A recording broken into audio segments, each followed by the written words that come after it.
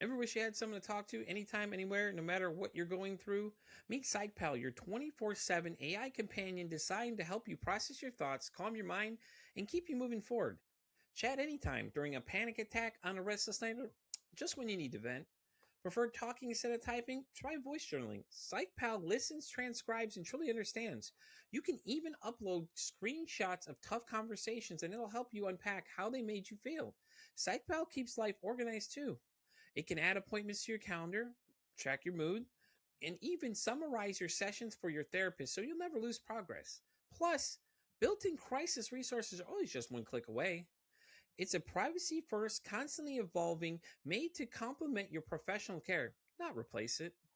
Ready to try it out? Head over to the link in this episode and use my code Pete at checkout to get 20% off your first month subscription to PsychPal. PsychPal, because your mind deserves a companion too.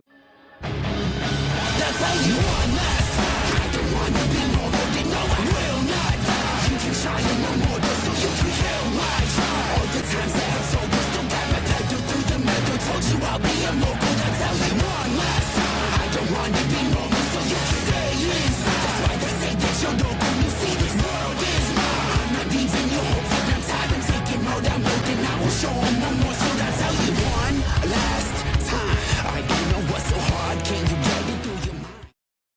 Welcome to another exciting episode of Pete for Society. My guest today is a DMP MA PMHNP-PC. Is an integrative psychotherapist provider. He has 10 years in mental health, focusing on serious mental illness, addiction, and pediatrics. Please welcome in the one, the only Josh Waddle. Josh, how you doing, man? I'm good, Pete. Thank you so much, man. I'm glad to be here. Josh is also the host of the Mental Math Podcast, so we'll get into that in a minute. Josh, why don't you tell everybody a little more about yourself, man? There's a lot of titles that came with that beginning. Yeah, so I'm a psychiatric nurse practitioner. I was a mental health therapist before I went back to school to prescribe medicine. And so just throughout the years of working primarily in rural communities and different kind of clinics and those kind of things, I really seen a lot of shortcomings within the treatment we're providing. Some of the work that we do is incredible. You know, some of the medicines we use is awesome, but for a lot of people, it wasn't working, right? And so that kind of got me into, there's got to be more. And so that's how I got into the integrative space. And so using a lot of holistic interventions and evaluations. I'm also a professor at Yale University, and I specialize in psychopharmacology. And so trying to figure out these medicines, but then also how these herbs and these vitamins and these minerals also can play into that is something that really fires me up. And so that's kind of what I do and how I spend my time in the mental health space. Yeah, man. Since starting the show, like I hadn't got big into holistic until I met a few people that were doing like energy healing and things like that, and then all that kind of stuff. So I thought it was very fascinating to me. So I went down the rabbit holes and started discovering things about it. So I like the fact that you're integrating all these different things. You're not just stuck on one track only. You know, you're always looking for something new in to add to the program for people that you can open their eyes to other things. Yeah, you know, and I think it's something to remember, like, you know, there's so many different polarities in the concept of mental health, right? You go to one space and it's like medicine is the only thing. And then you go to another space and it's like medicine is terrible. And I think there's this middle ground, you know, and a lot of it is trying to figure out, are you someone that would respond to medicine? And if you are, how do I leverage that? And if you're not, then how do I find these other interventions that can be very helpful to you? And so over the years of just trying to figure out some of this, you know, trying to piece together maybe this, what I call like a phase system of illness, you can start seeing how it emerges. And if you can figure that out, I truly believe a lot more people can find healing. And so I think that's what's really cool about the integrative space. So what got you into this whole space in general, man? Like there's a lot of titles. You said you started as a therapist. What got you want to do therapy?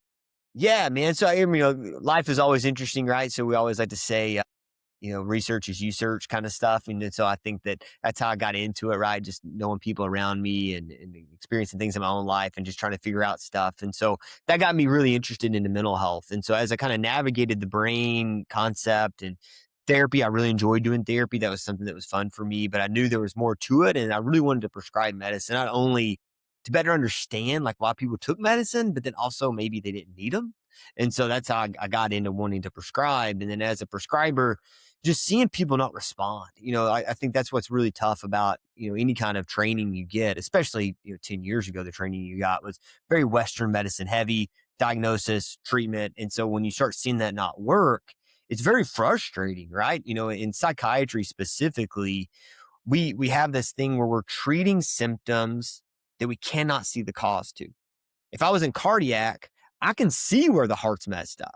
If I'm in endocrinology, I can see what's going on in the thyroid gland. If I'm in gastrology, I can see what's wrong with the stomach.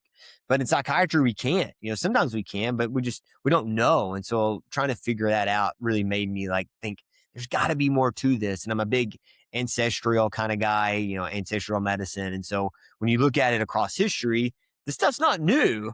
It's just how we treat it is very new. Hmm. And so that's why how I got into that space as well.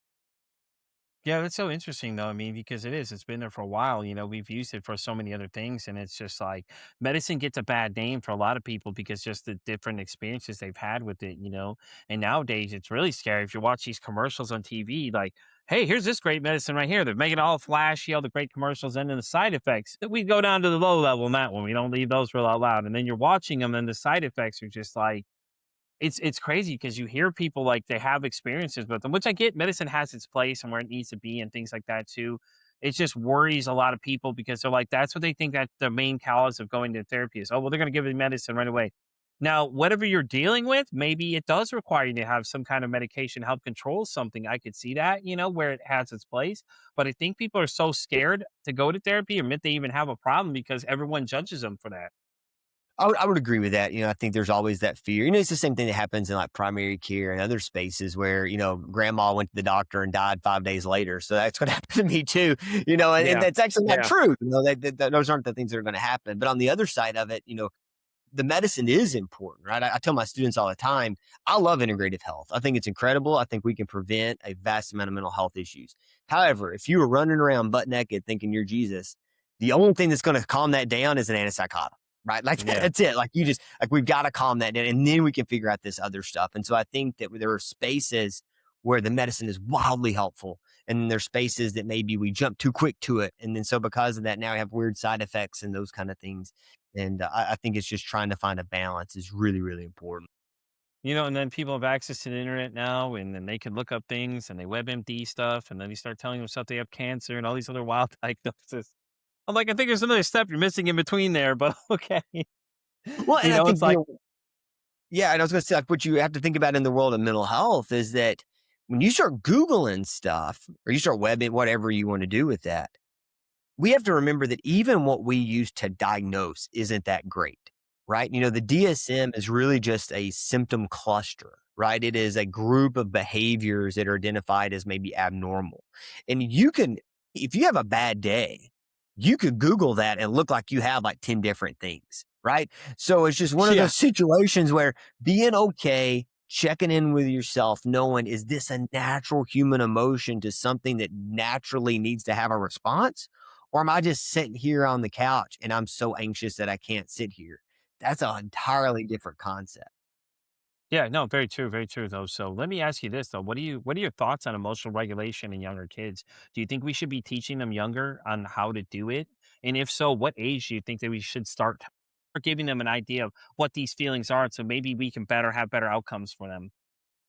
I think emotions are really interesting because across cultures, emotions are Hmm. fairly consistent. However, we live in a culture that we don't have a lot of words to describe our emotions with, right? And so we're really kind of locked into these like almost like echo chambers of like happiness, or anxiety. And so it's kind of Hmm. this umbrella term. I think it's really important for a kid to know what they're feeling. Right now, I'm Yeah. really big on I don't care what you call it, you just need to have a name for it. Right. And so if a kid isn't quite sure what they know what it is, I'll say, call it purple unicorn. I don't care what it is, but we got to give a name for it because if we don't name it, we're constantly worried about something that we just don't know what it is. And so I Yeah, think giving exactly. a name is really important. However, as kids get older and the frontal lobe begins to develop out and they can begin to make more insight and higher level thinking, it is important to start adding on more names, right? What does it mean to actually be anxious? I think Hmm. anxiety is definitely one you see where it'll kind of rear its head in a lot of ways, but maybe it's just nervousness because you're about to have a performance, or maybe you have a test the next day. And for your friend, they were told, well, feeling nervous and worrying and having sweaty hands, that's anxiety. But for you, that's not anxiety. That's your body activating for your test. And so I think it's really important for parents to educate their kids on what is actually happening to them in that emotional state. No, I agree. I think that if we start teaching them at a younger age how they better understand these things, they can start identifying anything, and maybe we could help them sooner before it develops into something even worse than what it could have been, what it wouldn't be, had we caught this early on and started trying helping them understand these emotions and work through them. Because I think that's a lot of times they see a lot of people get upset and they're not sure what's going on, and it's like, oh, and then people try to like basically act like they're stupid, but they're not. They see all these things. Kids as early as 4 will see these kind of things, and they're watching everything we're doing around us. Like, I don't think people realize how much stuff they're actually watching, and then they'll think that, okay, this is how I should interact with other people, because mom and dad are yelling all the time. They're watching you do these things. Like, they know what you're doing. They may not be able to put a name to it, but they have an idea of what's going on around them. Mhm. And I think that that's the main problem, is that we treat kids like they don't know anything, but they really know a lot more than we give them credit for. Absolutely. And I think remembering that society will show us how to show we are unwell. Society as a whole will Mhm. show us how we're going to show we're unwell. And then our tribe and our family structure will show us how to show we're unwell. Right. So if I'm a kid that grows up in a place where maybe mental illness is wildly prevalent, right, and it's really pathologized and everything is pathologized, I'm going to automatically think that that's a situation that's going on. However, if I'm a kid that grows up in a place where emotions are never talked about, I'm not going to know what to do when they come up. And so I think it's really important if you're a parent or a caregiver or whatever that is, being able to say, how am I helping my kid know how to show things aren't okay? Yeah. Yeah, I think And if that's a I'm great giving question. them a template that's not very good, man, I've got to maybe change that because the kid, we all are going to respond to that. Yeah, definitely agree. I think that we need to get them a better toolkit for the future. That way they know exactly what to do better in these situations and things like that as well. So let's get into the Aruka Well. Is that's your company, right? That you have. Yeah. When Yeah. did you start that exactly? Yeah, so as part of a desire to get into the integrated space, I've been in community mental health for years, and I like community mental health. It's very rewarding at times. It can be very frustrating at times because these Hmm. systems are pretty broken, but it is great work to be able to do. But I wanted to get more into the integrative space. And that comes with doing different lab testing, spending more time with people, those kind of things. And so that's how Aruka really came about. Was there had to be a way. And so I created a pillar system that I believe tell us what triggers your mental illness, right? Something's going on either in the body, the mind, the spirit, or in your environment that kind of creates this shift. And when that shift Yeah. occurs, it sets off a cascade of changes. First, I believe it creates like cellular changes, right, at the metabolic level. And then that leads into those neurotransmitter changes that we see from medicines and those kind of things. And so the whole focus is to try to help people figure out, how did this get like out of balance, and how do we restore that? And so sometimes, whether that's nutrition or stuff we do in therapy or like spiritual work or environmental, like whatever it is for you, it's really important. So that's the whole focus of Aruka. Is we primarily serve people in Florida right now. We hope to get to other states soon, but we work virtually. We'll see. We also prescribe medicine if you need it, but really the whole focus is, can we figure out how you got out of balance in the first place? Yeah, we just had somebody on a minute ago. I was doing an interview prior to this one. He's in Florida as well. He runs a mental health. He's a lawyer, but he wears a lot of mental health law and things like that too. So it's interesting you say Florida, because today seems to be the theme of the day. Like, I get these people that come on the show in groups of just like weird things, like energy healers. They show up in strides. Florida people from Florida. Here we go. Florida, Florida, Florida. Florida But you're man, right. here we are. But you know what I'm saying though? Like, Florida's thing is really weird though, because he was telling me about the Baker Act and all that stuff, and like how they could just scoop you up and then you just disappear in the system. I'm just like, wait, what? That's insane, Yeah, and things like that. we are in a really interesting place here, primarily because of the concept of a Baker Act and like what that looks like. Hmm. And to a point, involuntary hospitalization alone is a hot topic, right? I mean, that's been debated for the past 150 years, 200 years. It's been discussed, even at a level of like small pilgrimage towns, it's been discussed early on. But when you think of it from the Florida level, if you are having a mental health crisis, right, deemed by a significant other, a teacher, whoever, they come up, and rather than there being an EMT take you or something like that, you will be put in the back of a cop car and taken to a hospital. And I've seen it, and it is, man, it's very uncomfortable as a provider to write those Baker Acts. And to a point, I've seen them happen, and they get into treatment, and man, it changes their life, and it literally saves their life. They are on the edge of killing themselves, and now they're not doing that. But then I've also seen maybe a school system use it, or a teacher, whatever, and it just creates so much chaos. So it is a hot topic. I think we've had more. The state of Florida has more like involuntary hospitalizations than any other place in the country, I believe, for kids under the age of 18.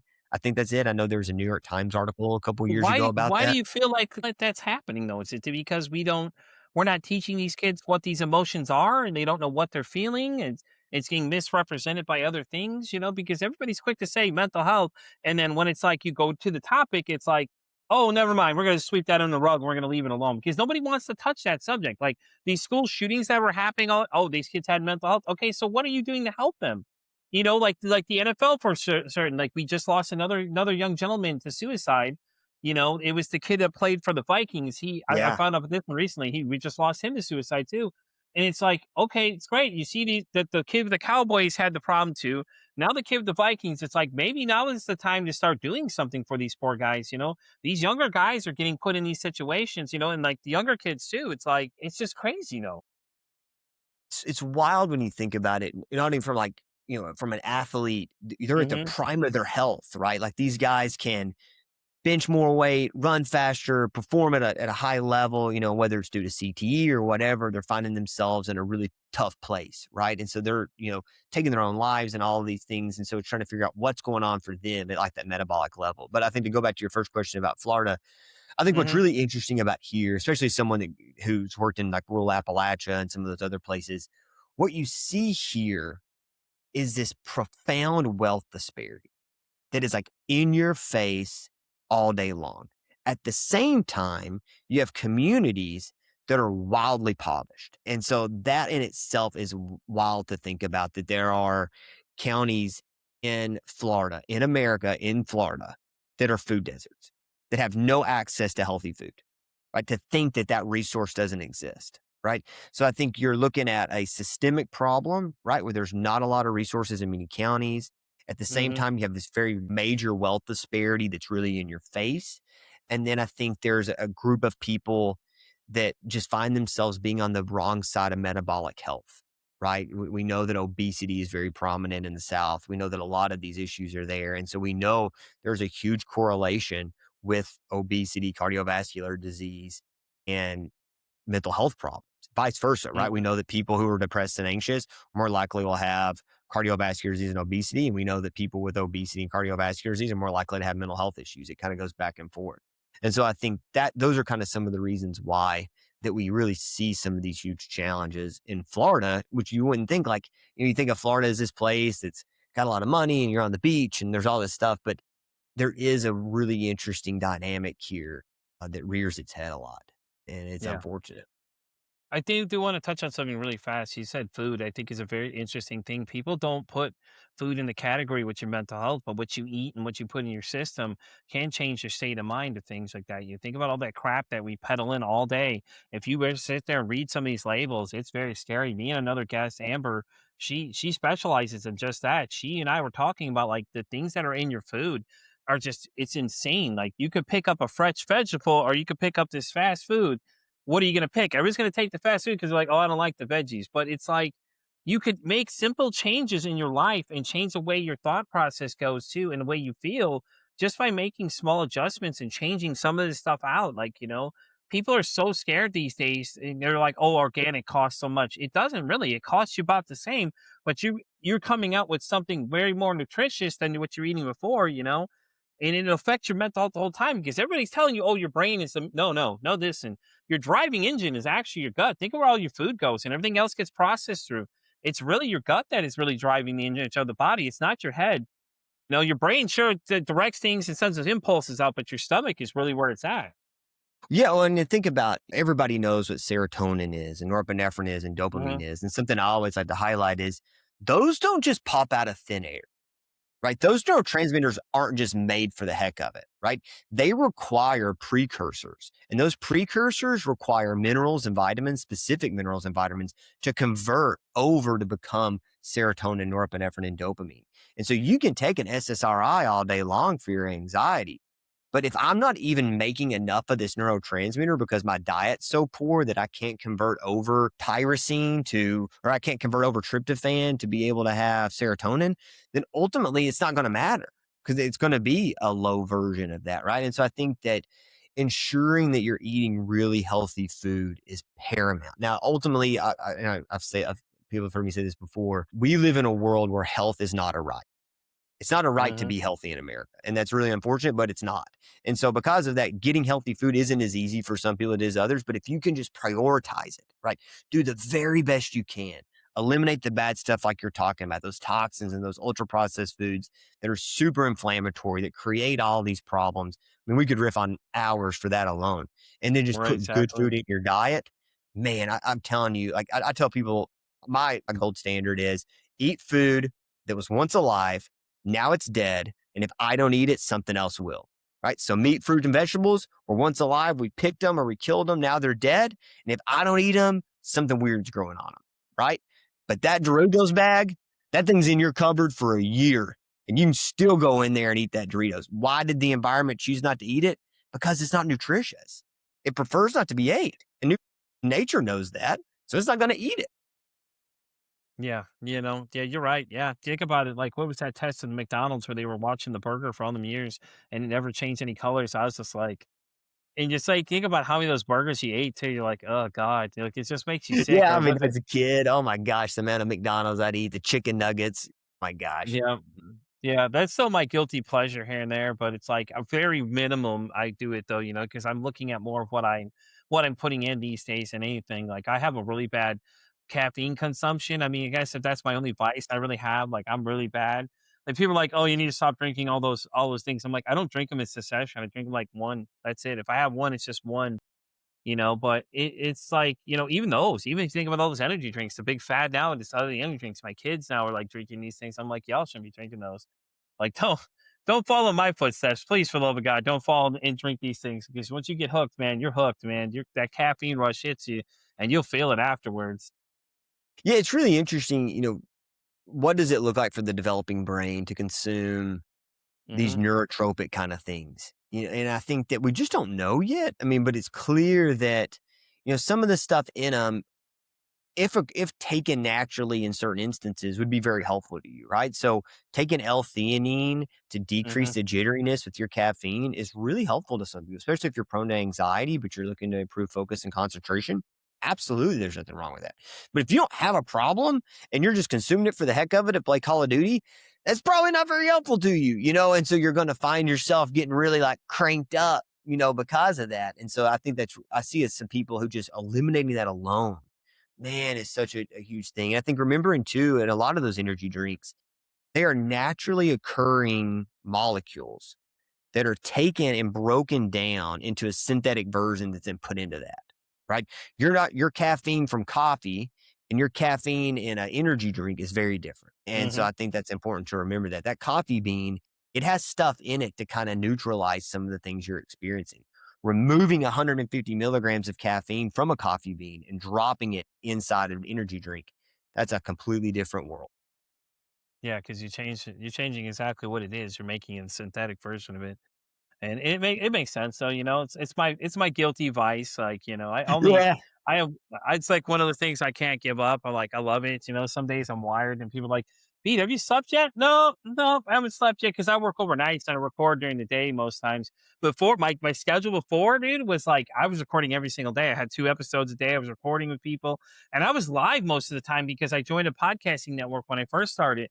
I got invited to join, so I was like, "Well, forget it. I might as well do this." I didn't realize how bad it was for me and how bad my depression was swallowing me at the time because I was just like, I never like the room I sat in when I recorded the first season. I never left that room most days. I only left when I went to work and I came Oh, back. And like most people didn't even know that though. Like nobody had any idea how bad I was struggling while I was doing it. Mm. Now it's like I get up now, I go do something else, and I go to the gym and I get out, do walks and things like that. I'm more proactive now where I am than I was before, and it shows like people can see the difference in my mood versus where I was before to where I'm now. It's like, and all these little changes I'm making are helping. And I'm diabetic as well. So like I really have to watch a lot of stuff I'm doing. So, I have to be really careful a lot of things I'm putting in. I drink a lot of water though. And like I'm very, very, very good at my water intake is really good. I'm up to like a gallon Yeah. a day is what I drink, but I'm just like, it helps though, but the caffeine helps me keep going some days. But at the same time, people want to give me hell about it and things like that and all that great stuff. So it's all right. I'll get over Yeah, it. I mean, I consume a decent amount of caffeine. I consume some before I train, and then I consume some again. And my problem is, I love to sit with people and talk and drink coffee. That's just like one of my favorite things to do. And so I'm Yeah. bad to be like, I could use another cup if I'm having a podcast or I'm meeting with a student today or I've got clinic today. I'll just sit and talk to you. But it is something to think about, right? Of just like how much am I stimulating myself, and my dopamine respond to, like, can my Yeah. levels balance themselves out and I'm restore I'm back to pretty normal? good about it. Like it's not as bad as before. Like it doesn't affect my anxiety like it did before. Like I've tried different ones. So I don't go as crazy. I go very light on them. So like I get enough. I get that where I get that feeling I want. I'm feeling that fix, but at the same time, my hands aren't shaking because I've drank somewhere. My hands are just shaking. I'm like, yeah, I probably should drink that second one. Pete, how many have you had today? About maybe 2 or 3. I don't know. I lost count after a while. I'm tasting colors at this point. Everybody just starts laughing at me. Like they're like, "What the hell are you doing, dude?" Like, "Oh my god, you're gonna have a heart attack." I'm like, "I probably am. It feels like it, but Yeah. but yeah, my anxiety though doesn't do so bad with some of them. Like I tried it. I like Red Bull is I can do Red Bull usually pretty okay. I have to stay away from Monster because I can have it once in a while, but it's like, C4. I've tried a lot of them because I'm just always curious to try some of them. There's some because I work nights and everything else. It's hard sometimes for me to sleep during the day. So I need that little caffeine boost to go. I will drink coffee too, but I tend to drink more coffee than I do energy drinks. Like if I drink them, I'll have more cups in succession versus just that one energy drink because it kind of balances me out a little bit. But I've learned not to go overboard where it sets my anxiety off, so I have like a panic attack and things like that, and I start freaking out. So it was a balancing act and things like that. But I do drink a lot of water too, so it offsets the balance a little bit, and things like that too. But mentioning the podcast, Josh, let's talk about your podcast, Mental Maps. When did you start doing it, and what is the concept of your podcast? Oh, great question, man. So during COVID, we all had things we were like, let's try something. And so I was like, my wife had been on me about, you should do a podcast. And I had some interns at the time that would tell me to do the same. So I started it, and, imposter syndrome and some of those things exist in all of us. Right. And so I was like, I Yeah. don't know. And so I kind of played around with it a little bit. And then about a year and a half ago, I was like, well, I would say about 3 years ago, I was like, let's get serious about this, and I still was kind of in and out. And so the whole focus of mental maps is trying to understand, why does the brain get sick? How does this Hmm. organ that can contemplate the meaning of life find itself becoming so unwell that you can't function as a human? And so the whole focus is trying to figure out, why is that occurring and how can you either prevent it or help it? And so we've got to spend time with the chief minister of mental health in Finland and all the work that they done there to decrease their suicidality, because they were the highest suicide place in the world for a long time. We've been to Costa Rica and talking to shaman in the psychedelic space. We've had numerous other guests on. I just released an episode last week with Dr. David Billstrom, who's talking a lot about epigenetics and how to turn genes on and off, which is really big in pediatrics right now, of how to maybe treat autism and fix those issues before it gets out of control. We have some really cool stuff coming down the pipeline that we've recorded. And so really the whole focus is just trying to understand from those pillars I talked about before, right? The body, the mind, the spirit, and environment. Why do brains get sick? And everybody's different. And so trying to understand, what is your trigger that then set off this metabolic issue that ultimately created what someone labeled you as depressed or anxious. So, as a podcast, let me ask you, what was your early on struggles? Was it the consistency of getting up and recording it? Was it figuring it out? Because, like, when I started, let me tell you what, man, I didn't know digital calendars existed and all these other great things that are here to help you. I was literally scheduling everything on my own because when I lit the concept out of the bag of what I was thinking of, I kid you not, I had 150 different responses to the right off the bat. I was like, holy crap, dude. I realized people wanted to talk about this so much. And then I was trying to schedule people 2 days on a Monday, just 2 time slots. I had one time slot at first. I shut off to the end of the year. It's like, you know what, may open a second one because the podcasting network I was part of, they were still new. And I was like, hey, listen, I got some extra amount of people that want to be on the show. Do you think I could use some extra time spots? And they're like, yeah, if nobody's there, go ahead and use it. Okay, cool. So then I started doing a second time slot to the end of the year. And these are all live episodes I'm recording. These are done pre-recorded like I'm doing now, but the concept took off so fast. I was giving myself anxiety really bad. My anxiety was really bad because I'm sitting there trying to message people constantly. Now it's like I have all these things in place to Yeah. start filling it out. But I noticed the demand though for it to be on this show was insane, dude. Like come November of the first year, the first half of the season, my first season, literally to the July of 2025, I was literally booked out with people that were just lining up to be on this show. And it was that insane. I'm like, damn, people just want to talk to me. So the imposter syndrome set in a little bit there because I was like, the fuck? Everybody wants to talk to me. And like, all I'm doing is having a conversation with people about mental health. And I was always curious why we're not talking about it. Like, you see these doctors and everybody else. Okay, so like, where's the average people just having conversations, which is great because I don't know a lot about things, but I go down different rabbit holes when I meet different guests and check out the stuff they're doing. And it's been great though. I mean, I've met a lot of really cool people on the way. I've hosted some other podcasters on the show. I've had one that's got like 2.7 million downloads on her show as well. That's what I'm saying. Like I've had a lot of really cool people on here. Like I've had musicians come on because I love music and a lot of them are mental health driven, things like that. I've had an assorted amount of guests. Like I've done like 300 interviews.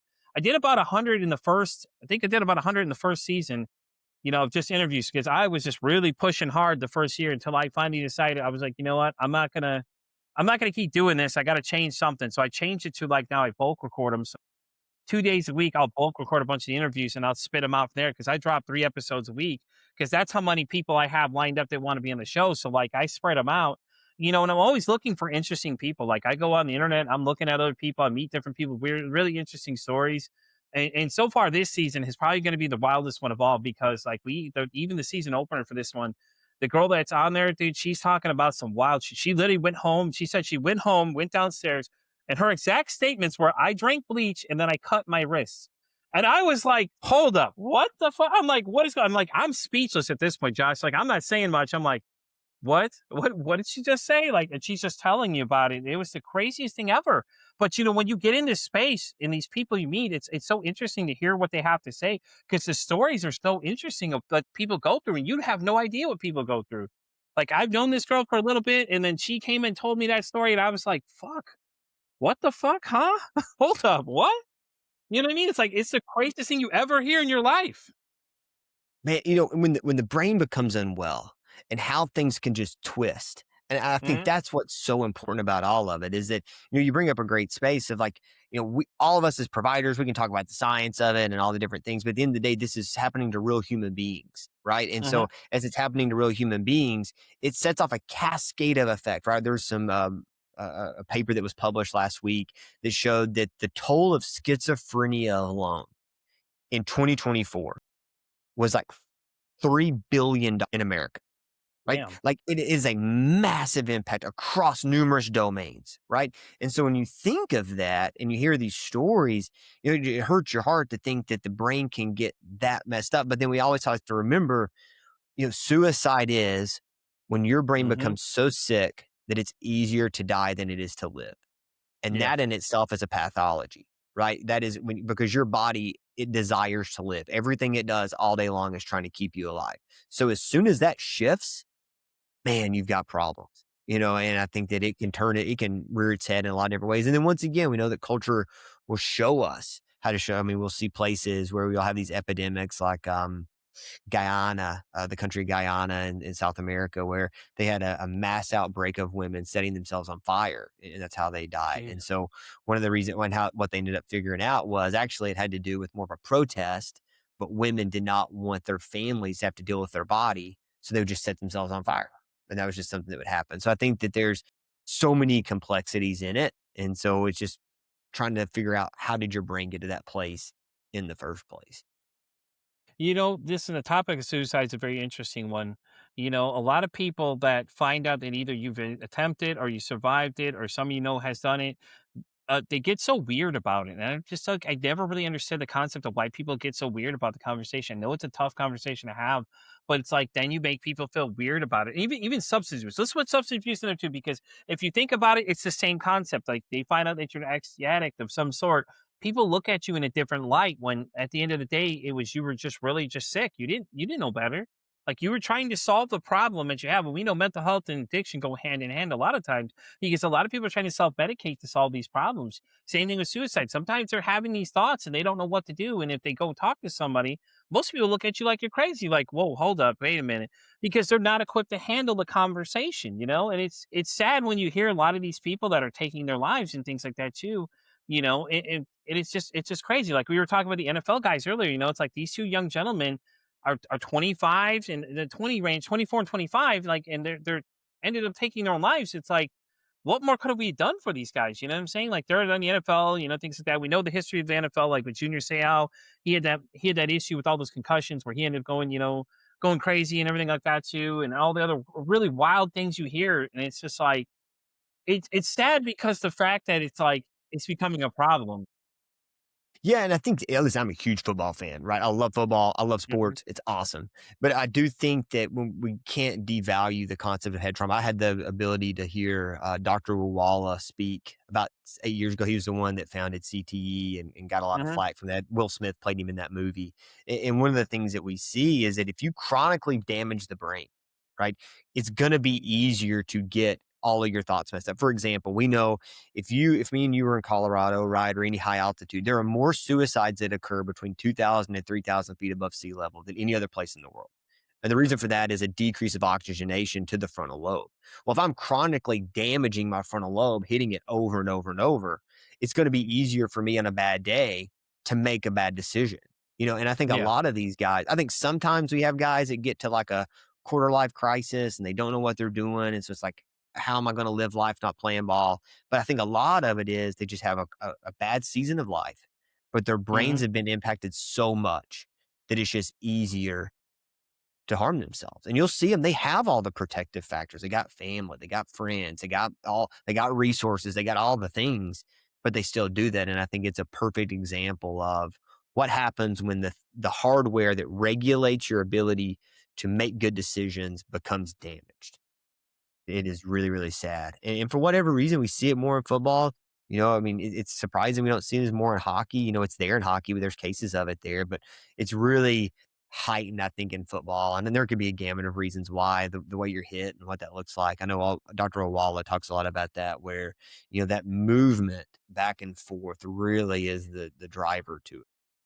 Yeah, yeah, a lot of brain damage and things like that too. And it's just hard to watch. Even some of these celebrities that end up taking their lives, and then all these other people, and like Heath Ledger overdosed on drugs and all that stuff. And then like say, like Chester Pennington had that issue too. He was always open about his mental health and was talking about how bad he struggled. And it's like, a lot of people always ask themselves, what could I have done more? So do you have any advice for anybody that they may think that somebody may be doing those kind of things? Like something they should say, hey, listen, this is how you can be more proactive. Yeah, and I think if whether you're a family member, you're a provider, you're a whatever, don't be afraid to ask the question, right? Mhm. Don't be afraid to create that conversation. And then don't, and what I would recommend to say is don't have a lot to say about it. Just listen.